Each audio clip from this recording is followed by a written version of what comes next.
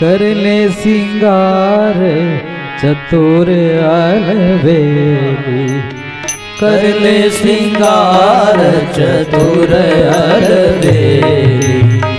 साजन के घर जाना होगा, साजन के घर जाना होगा।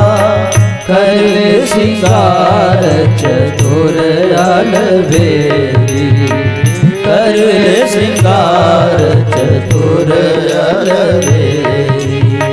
साजन के घर जाना होगा, साजन के घर जाना होगा।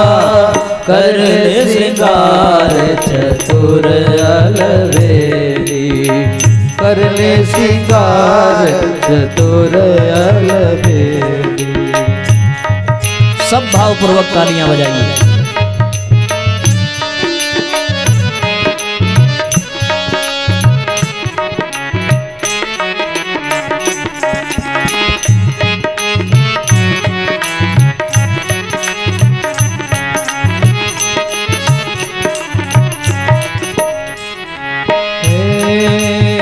नहा ले धो ले शीश गुथा ले, नहा ले धो ले शीश गुथा ले।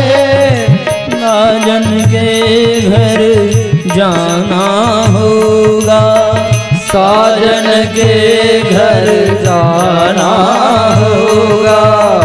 कर ले श्रृंगार चतुर अलबेली, कर ले सिंगार चतुर अलबेली, कर ले श्रृंगार चतुर अलबेली। साजन के घर जाना होगा, साजन के घर जाना होगा। कर ले श्रृंगार चतुर अलबेली, कर ले श्रृंगार चतुर अलबेली।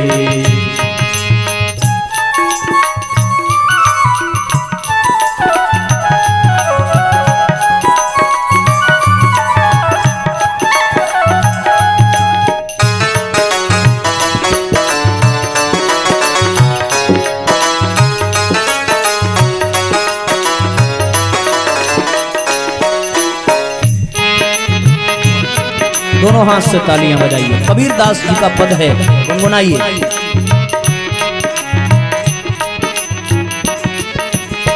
मिट्टी बिछावन मिट्टी उड़ावन, मिट्टी बिछावन मिट्टी उड़ावन, मिट्टी बिछावन मिट्टी उड़ावन, मिट्टी बिछावन मिट्टी उड़ावन। मिट्टी में मिल जाना होगा, मिट्टी में मिल जाना होगा। कर ले श्रृंगार चतुर अलबेली, कर ले श्रृंगार चतुर अलबेली। साजन के घर जाना होगा, साजन के घर जाना होगा। कर ले श्रृंगार चतुर अलबेली, कर ले श्रृंगार चतुर अलबेली।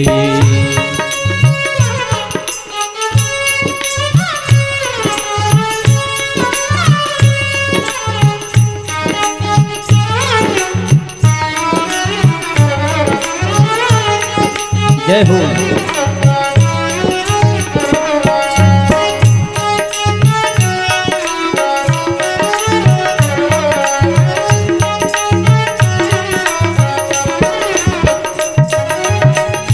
कहत कबीर सुन मोरी सजनी, कहत कबीर सुन मोरी सजनी, कहत कबीर सुन मोरी सजनी, कहत कबीर सुन मोरी सजनी। कहत कबीर सुन मोरी सजनी। कहत कबीर सुन मोरी सजनी। वापस फिर नहीं आना होगा। वापस फिर नहीं आना होगा। कर ले श्रृंगार चतुर अलबेली। कर ले श्रृंगार चतुर अलबेली। वापस फिर नहीं आना होगा। वापस फिर नहीं आना होगा। कर ले श्रृंगार चतुर अलबेली। कर ले श्रृंगार चतुर अलबेली। साजन के घर जाना होगा। साजन के घर जाना होगा। कर ले श्रृंगार चतुर अलबेली। कर ले श्रृंगार कर ले श्रृंगार कर ले श्रृंगार चतुर अलबेली।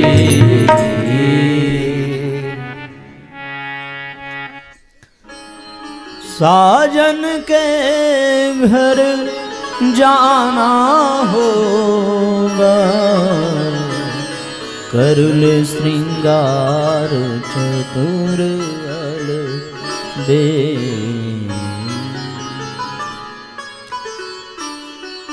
तो साथियों, जीवन का श्रृंगार करना पड़ेगा।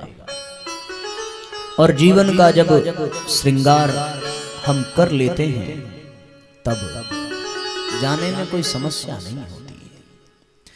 आपको कहीं जाना हो और तैयारी ना हो तो तैयारी के अभाव में जाने में बड़ा कष्ट है, बड़ी परेशानी है। हाँ, आप बिल्कुल तैयार हों सज धज करके। तो यहाँ श्रृंगार का तात्पर्य शरीर के बनावट से नहीं है। यहाँ श्रृंगार का तात्पर्य शारीरिक सौंदर्य से नहीं है। आध्यात्मिक सौंदर्य को दर्शाने वाला वो आत्मिक श्रृंगार। और ये आत्मा का श्रृंगार क्या है? महाराज परीक्षित ने जब पूछा कि मरणासन्न व्यक्ति को करना क्या चाहिए, बोले जीवन भर तो वो कैसे बिताए, जीवन के प्रारंभ से ही उसे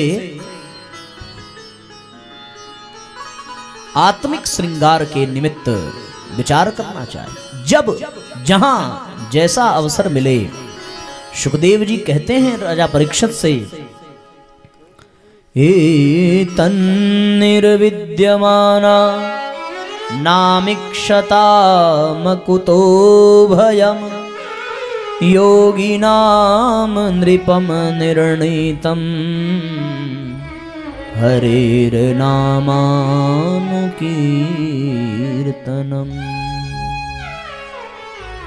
जीवन में हरेर नामानुकीर्तनम, हरि नाम का श्रृंगार कर लेना आवश्यक है। योगिनाम नृपः निर्णीतम, हे राजन, योगियों ने अपनी आत्मा का श्रृंगार किया है, इसलिए उनको शरीर छोड़ने में कोई कष्ट नहीं होता। कैसा श्रृंगार किया है? हरेर नामानुकीर्तनम। जीवन में जब भी अवसर मिले, बल्कि अवसर निकाल करके ये प्रयत्न करना चाहिए। कौन सा प्रयत्न? कि हम जब समय मिले, जहां समय मिले, जैसे समय मिले, हरि नाम का संकीर्तन, यज्ञ, योग, जप, तप आदि सब में अपने मन को लगावें। तब जाकर के हमारा ये जीवन, इसका श्रृंगार हो पाएगा। तब जाकर के इस जीवन का उद्धार हो पाएगा।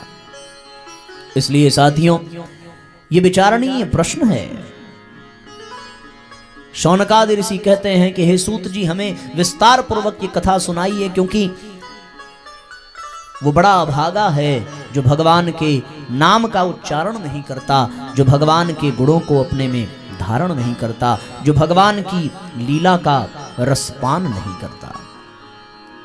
वर्णन करते हैं, बिलेबतो रुक्रम विक्रमान येन शृण्वतः कर्णपुटे नरस्य जिह्वा सती दार्दुरिके वसूत न चोपगायत्युरुगाय गाथा गाय गाथा। शौनकाद ऋषि कहते हैं कि हे देव, हे मुनिवर, जिन्होंने अपनी जिह्वा से भगवान का नाम नहीं लिया, उनकी जिह्वा मेढक के समान टरटर करने वाली है। जो मनुष्य भगवान कृष्ण की कभी कथा नहीं सुनता, उसके कान बिल के समान हैं।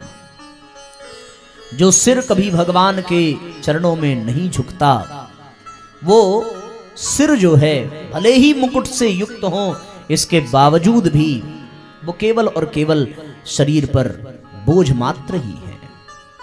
जो सिर भगवान के चरणों में न झुके, उसे काट करके हटा देना चाहिए। जिन नेत्रों ने, जिन आंखों ने भगवान का दर्शन न किया, वो नेत्र केवल और केवल मोर के पंख के ही समान है।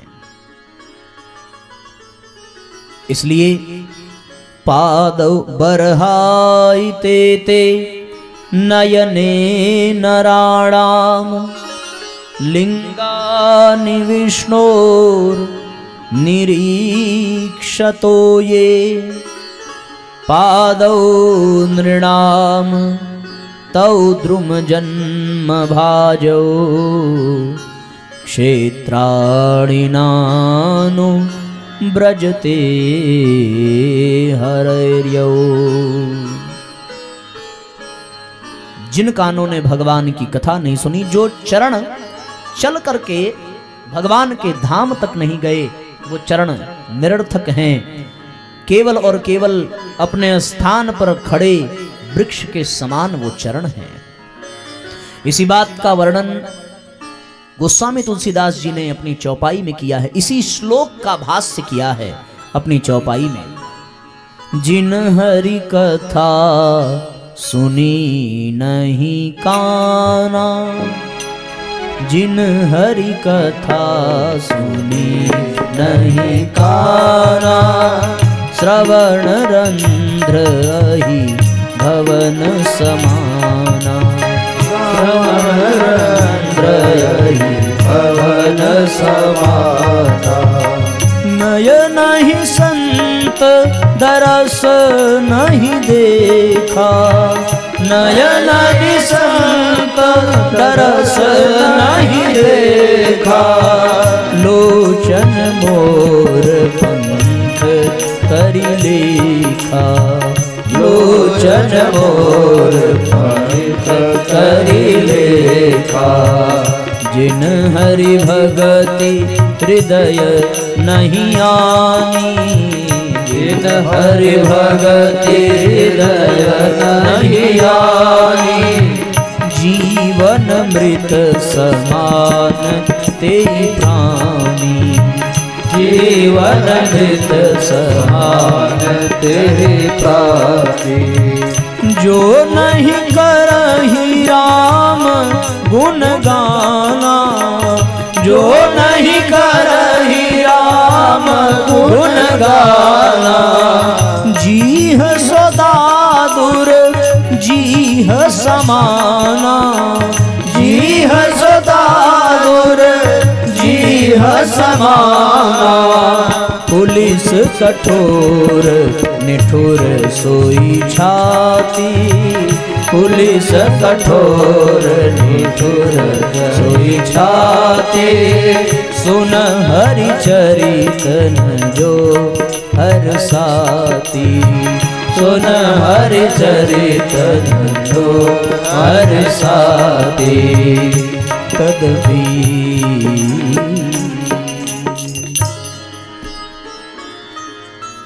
जो कान भगवान की कथा न सुने, वो सर्प के भवन के समान है, ऐसा गोस्वामी जी लिखते हैं। कान का श्रृंगार है भगवान की कथा। ये कुंडल इस इंद्रिय रूपी कान का श्रृंगार है, पर वास्तव में जो आत्मा के कान हैं उस कान का श्रृंगार क्या है? भगवान की कथा है। जिन हरि कथा सुनी नहीं कान, जिन्होंने अपने कान से भगवान की कथा न सुनी, वो सोने का, हीरे का कितना भी महंगा कमंडल पहन लें, कुंडल पहन लें, बाली पहन लें, लेकिन उनके कान का वास्तविक श्रृंगार नहीं हो पाया। वो श्रृंगार कब होगा, कैसे होगा? जब वो भगवान की कथा सुनेंगे। जिन हरि कथा सुनी नहीं काना, श्रवण रंध्र अहिभवन समाना, सर्प के बिल के समान है। नयनन संत दरस नहीं देखा। आंखों में कितना भी सूरमा लगा लो, कितना भी काजल लगा लो, अब तो भैया सुनने में आता है पुतली भी आ रही है ना नकली नकली को लगाने के लिए। हे भगवान, आंखों में वो बड़ी बड़ी ब्लैक ब्लैक तो क्या कैसे ऐसे ऐसे लगाते हैं, है?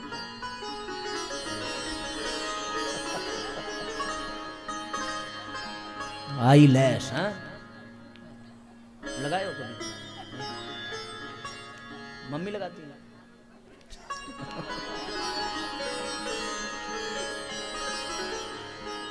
तो ये आंखों का श्रृंगार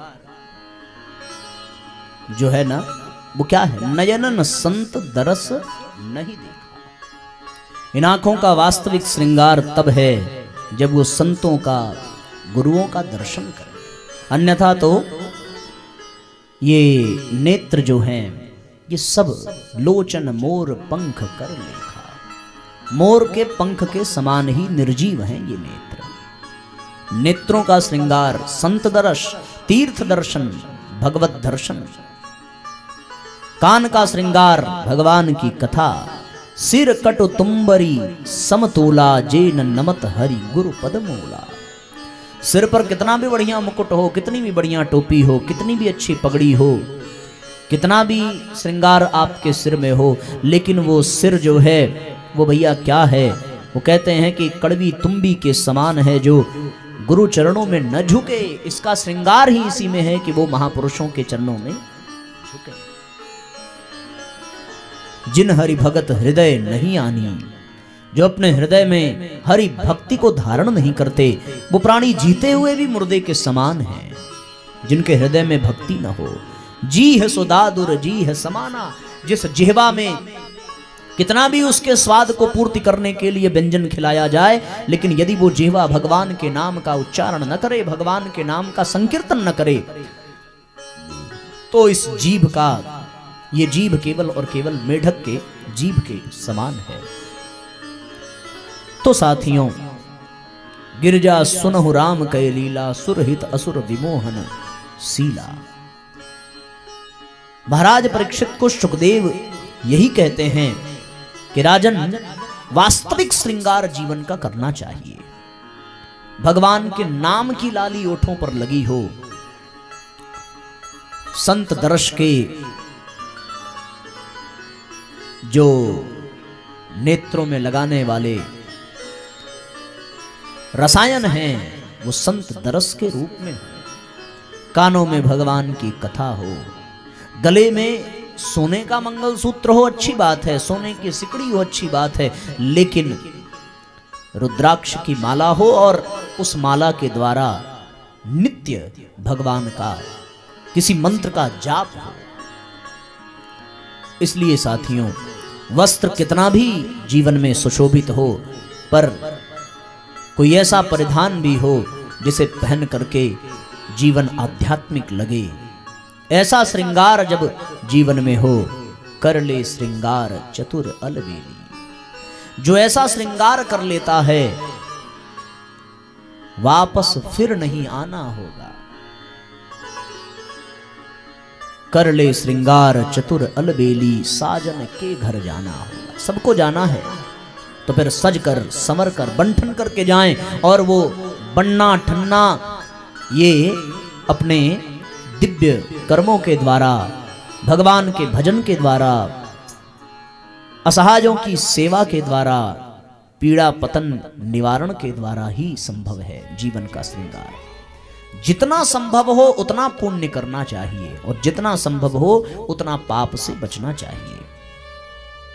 जो जितना अपने मन को भगवान में लगावे, अपने तन को भगवान में लगावे, उसके जीवन का श्रृंगार उतना ही सुंदर होता जाता है और उसकी मृत्यु उतनी ही आनंदित होती जाती है।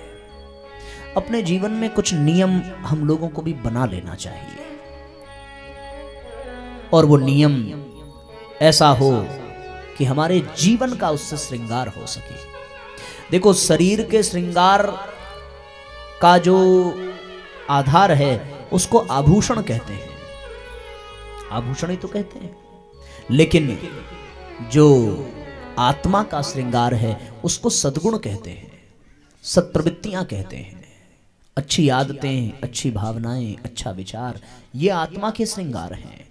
क्योंकि शरीर को कितना भी सजावें, शरीर तो यही रह जाएगा, वो तो या तो मिट्टी में दफन होगा या तो फिर जल में बह जाएगा या अग्नि उसको जला देगी। शरीर यहां से जाने वाला नहीं है।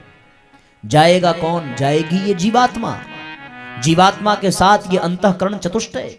तो फिर मन में अच्छे विचार हों, अंतःकरण में अच्छी भावनाएं हों, चित्त सदैव अच्छे कर्म में लगा रहे, तब जाकर के वास्तव में जीवन का श्रृंगार होगा।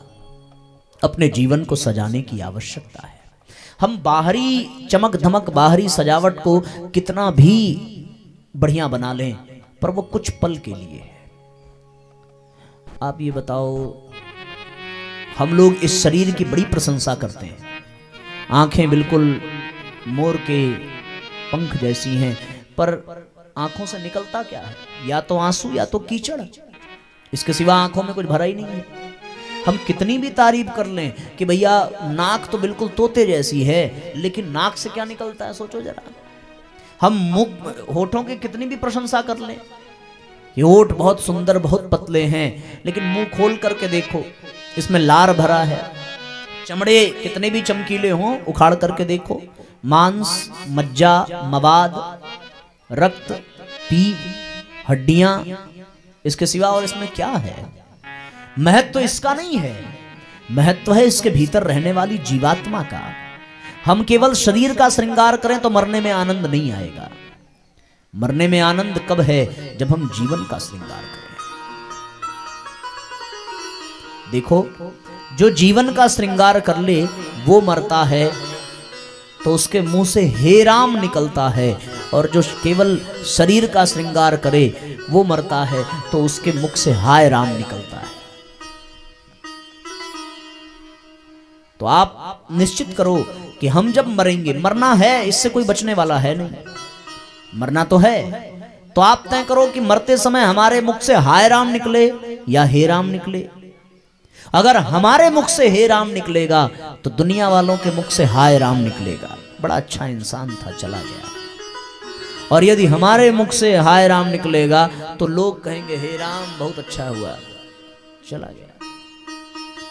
यदि जीवन का श्रृंगार कर लो तो आपके मुख से हे राम, महात्मा गांधी के मुख से निकला हे राम, दशरथ के मुख से निकला राम राम, पुनि राम राम, राम राम कही, राम राम कह करके वो विदा हुए।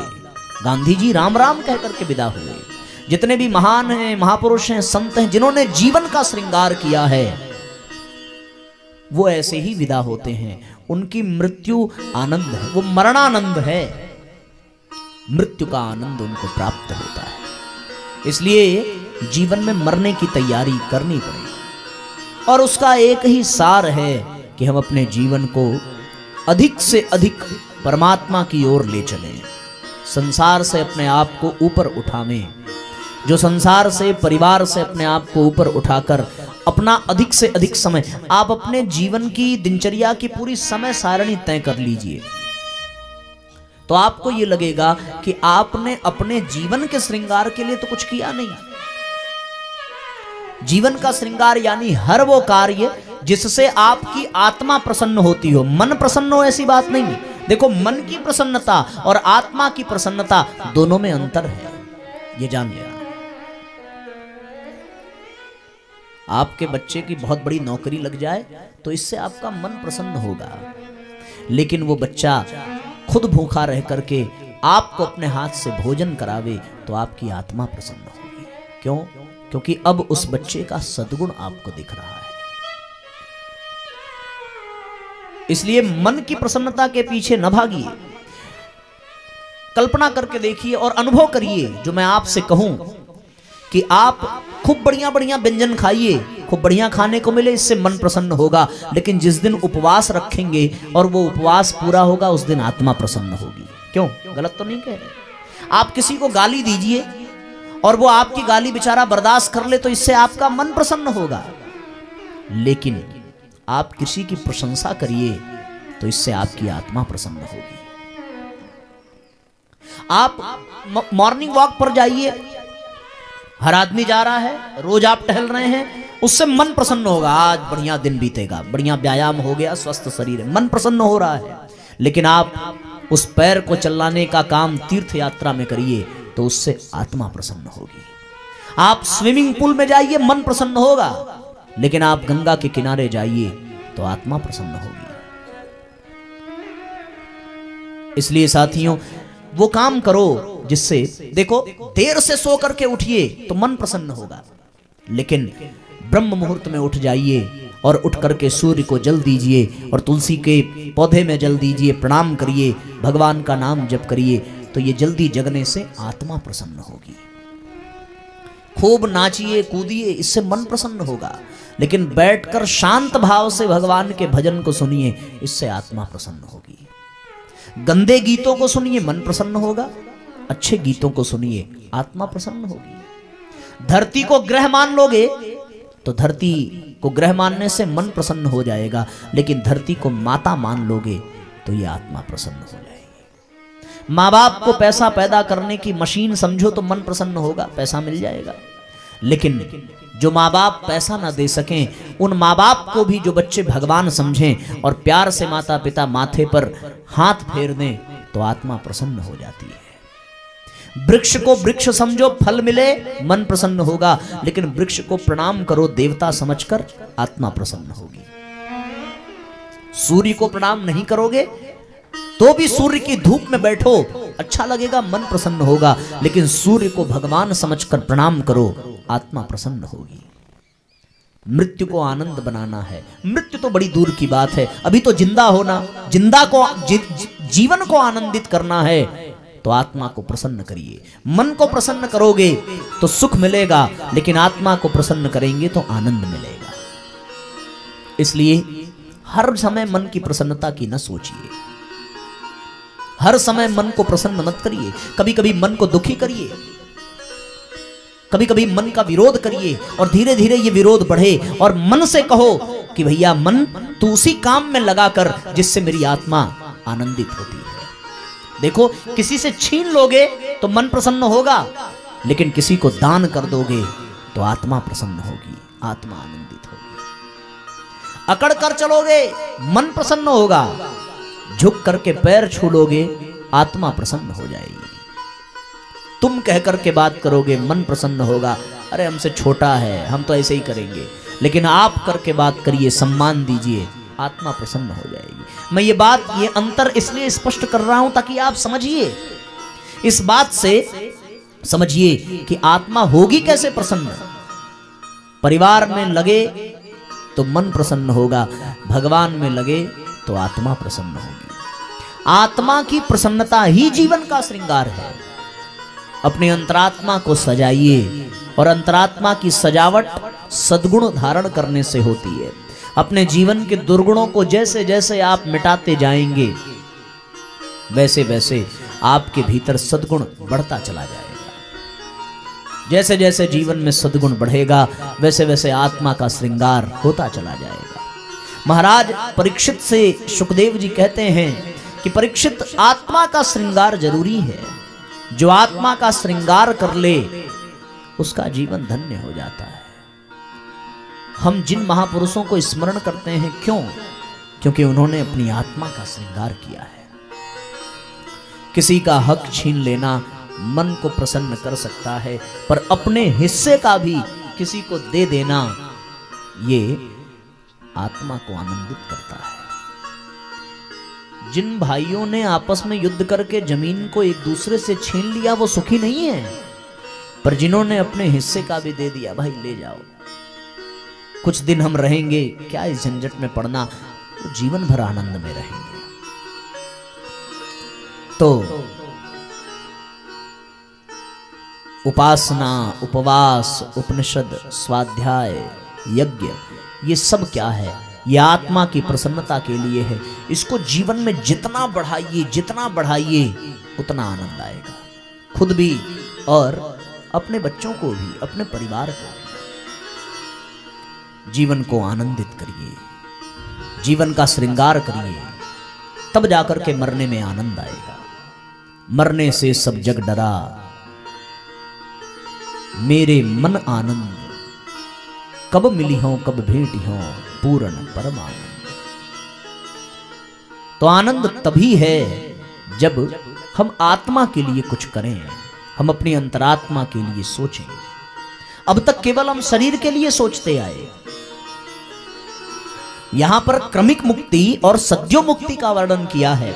ये क्रमिक मुक्ति, ये सद्यो मुक्ति का वर्णन, इसका तात्पर्य क्या है? इसका यही तात्पर्य है, सार ये है कि अब शरीर से ऊपर उठें और कुछ काम अपनी आत्मा के लिए करें। जिस काम को करने में अच्छा न लगे, जान लेना कि उससे आत्मा का भला है। जैसे सवेरे सो के उठने में अच्छा नहीं लगेगा, आजकल तो ठंडी का मौसम है और भी, इसलिए भैया अपने जीवन में आत्मा के लिए भी कुछ करिए।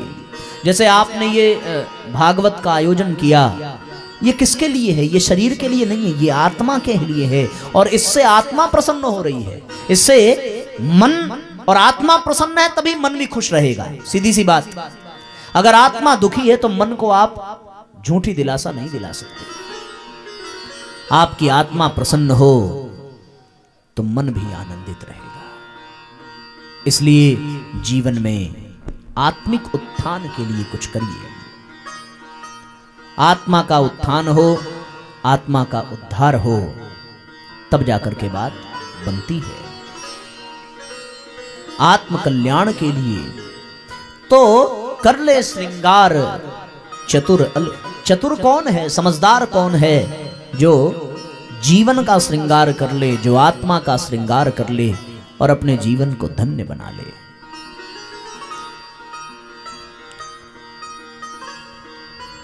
अब धीरे धीरे परीक्षित को अच्छा लगने लगा इन बातों को सुन करके, और जब परीक्षित प्रसन्न हुए तब भावपूर्वक परीक्षित ने कहा कि महाराज, हे गुरुदेव, मुझे विस्तार से और भी कथा सुनाइए।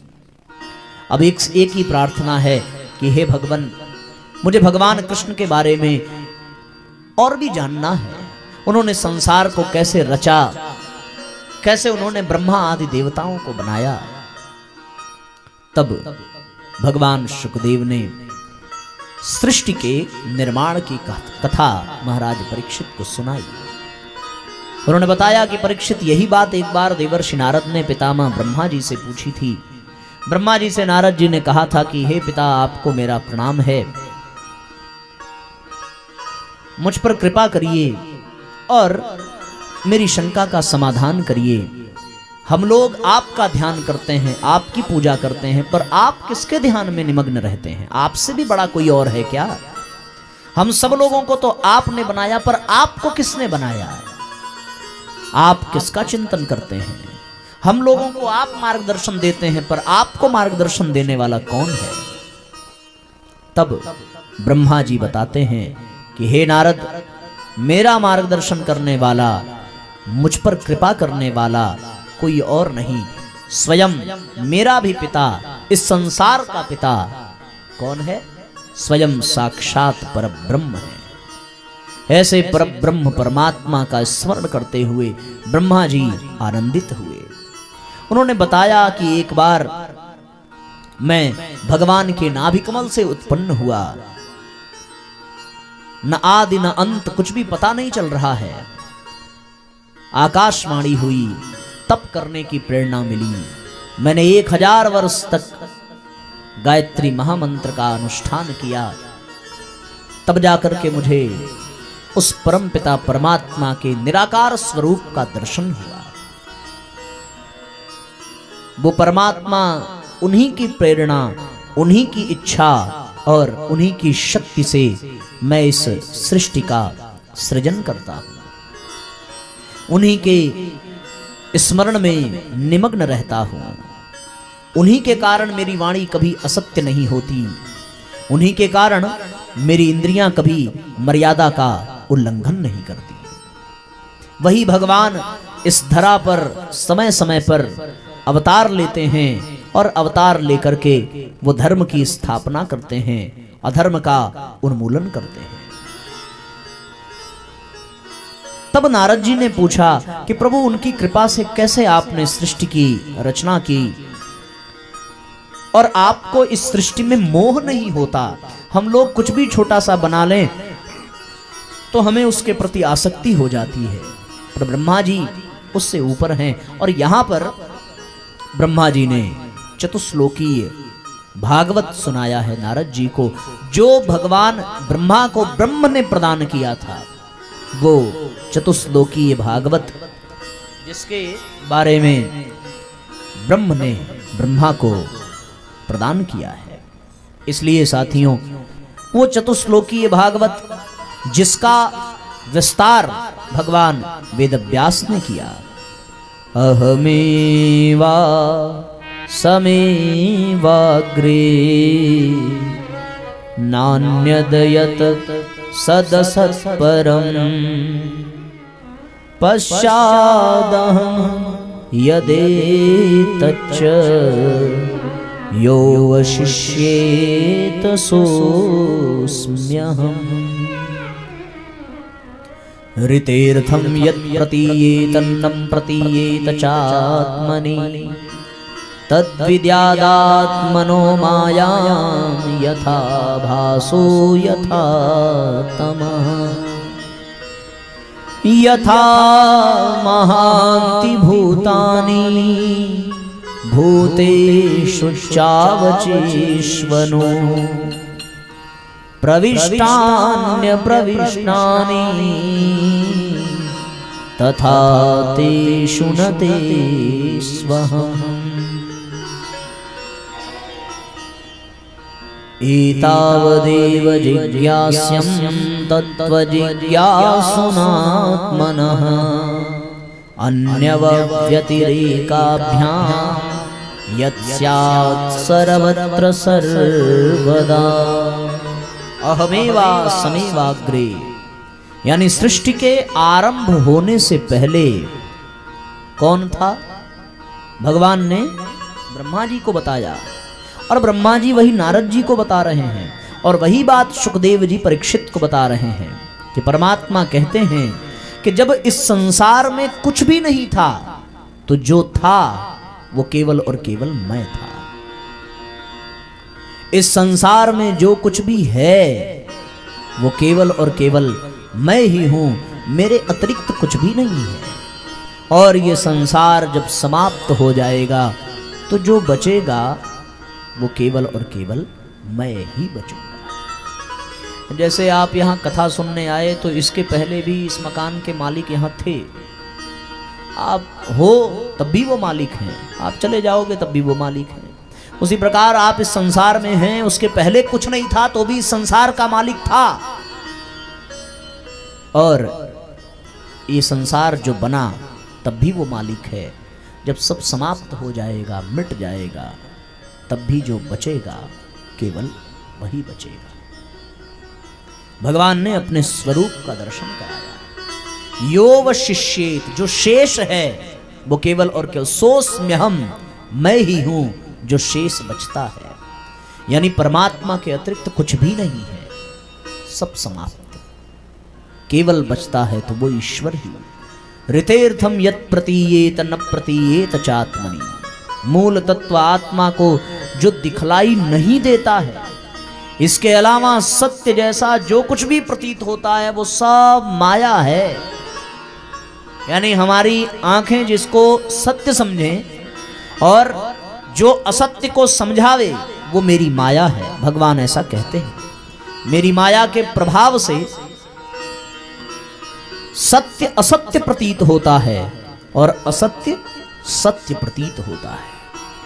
दूसरे श्लोक में भगवान ने अपनी माया का वर्णन किया है, यानी अपनी शक्ति का। तो जो नहीं है वो भी परमात्मा है, जो है वो भी परमात्मा है। सब कुछ समाप्त होने के बाद जो बचेगा वो भी भगवान है। और उसके बाद फिर जो दिखाई दे रहा है, जो सत्य प्रतीत हो रहा है, प्रतीयेत न प्रतीयेत, और जो असत्य नहीं प्रतीत हो रहा है वो क्यों ऐसा हो रहा है? केवल और केवल भगवान की माया के कारण। तो पहले श्लोक में भगवान ने अपना, दूसरे में माया का और तीसरे में इस संसार का परिचय कराया है। भगवान क्या कहते हैं कि ये संसार मुझ में है और मैं इस संसार में हूं। फिर भगवान ये भी कहते हैं, यथा महांति भूतानि भूतेषु चावचेस्वनु प्रविष्टान्य प्रविष्टानि, मैं इसमें प्रविष्ट हूं भी और प्रविष्ट नहीं भी हूं। यानी कि ये भगवान में संसार है, संसार भगवान में है तभी तो है। अगर भगवान में न होता तो फिर ये संसार कहां होता? और भगवान भी संसार में है। हम लोग इसीलिए जिंदा हैं, इसीलिए गतिशील हैं, क्योंकि हम में भगवान है, प्रविष्ट है। और फिर भगवान कहते हैं अप्रविष्ट, यानी मैं प्रविष्ट नहीं भी हूं। विरोधाभास बात है कि ये संसार में मैं हूं भी नहीं। ये भी सत्य है, क्योंकि यदि संसार मिटता तो भगवान भी मिट जाते। पर संसार मिट जाता है लेकिन भगवान बचे हैं। उसी प्रकार संसार भगवान में है भी और नहीं भी है।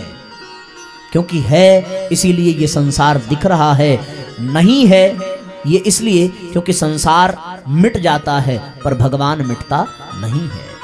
भगवान इस संसार में है ये भी सत्य है, न होते तो हम जीवित न रहते, पर भगवान इस संसार में नहीं भी हैं क्योंकि ये संसार मिट रहा है। यदि वो होते तो ये संसार मिटता ही क्यों? तो दूसरे में भगवान ने जगत का परिचय कराया, यानी ये जगत है ये भी सत्य है, तभी तो हम इसमें व्यवहार निभा रहे हैं। पर ये जगत सत्य नहीं भी है क्योंकि ये बहुत दिनों तक रहने वाला नहीं है। आज है कल नहीं होगा। ये संसार का परिचय भगवान करा रहे हैं कि संसार सत्य भी है और संसार असत्य भी है। भगवान है भी और भगवान नहीं भी है। देखो, सब में भगवान को समझो, सब में भगवान है, लेकिन अगर सब में भगवान को ही समझेंगे तो फिर अत्याचारी आतंकवादियों को क्या समझोगे? तो भगवान का दूसरा जो संदेश है कि मैं नहीं भी हूं, अब उसमें मुझे मत समझो, उसका विरोध करो। तो ये गुण और दोष से बनी हुई सृष्टि है। जड़ चेतन गुण दोष में विश्वकीन करतार। भगवान के द्वारा ये जड़ ये चेतन जो कुछ भी है इसमें भगवान ने परिचय कराया।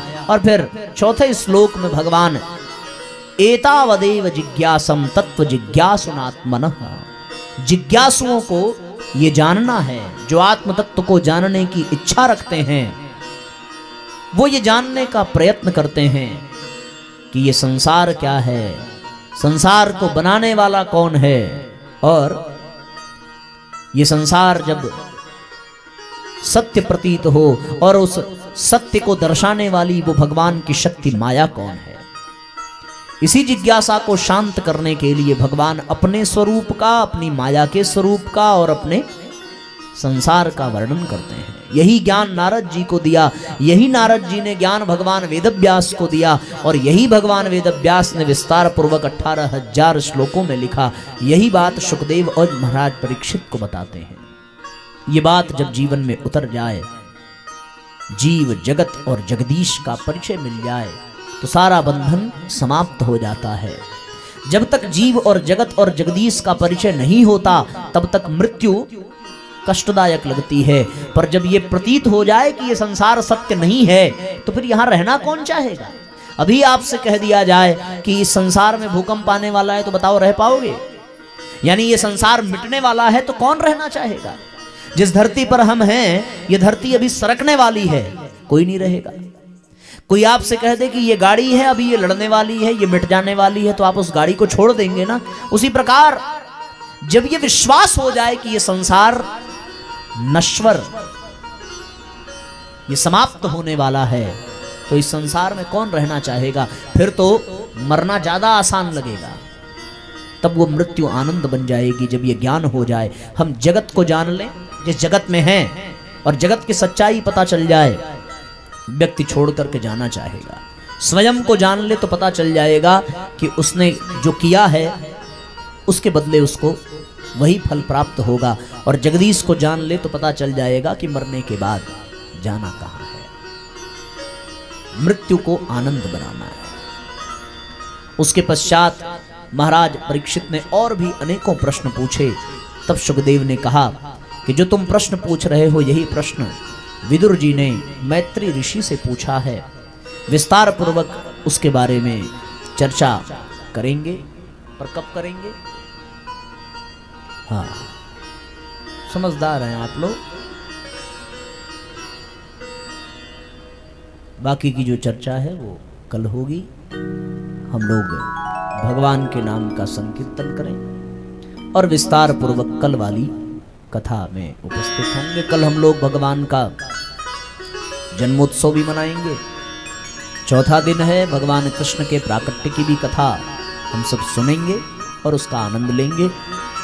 तो आइए भगवान के नाम का संकीर्तन और उसके बाद आरती की तैयारी कर लें। जय जय श्याम जय घन श्याम, जय जय श्री वृंदावन धाम। जय जय श्याम जय जय श्याम, जय जय श्री वृंदावन धाम। जय जय श्याम जय घन श्याम, जय जय श्री वृंदावन धाम। जय जय श्याम जय जय श्याम, जय जय श्री वृंदावन धाम। जय जय श्याम जय घन श्याम, जय जय श्री वृंदावन धाम। जय जय श्याम जय जय श्याम, जय जय श्री वृंदावन धाम। जय जय श्याम जय घन श्याम, जय जय श्री वृंदावन धाम। जय जय श्याम जय जय श्याम, जय जय श्री वृंदावन धाम। जय जय श्याम जय घन श्याम, जय जय श्री वृंदावन धाम। जय जय श्याम जय घन श्याम, जय जय श्री वृंदावन धाम। जय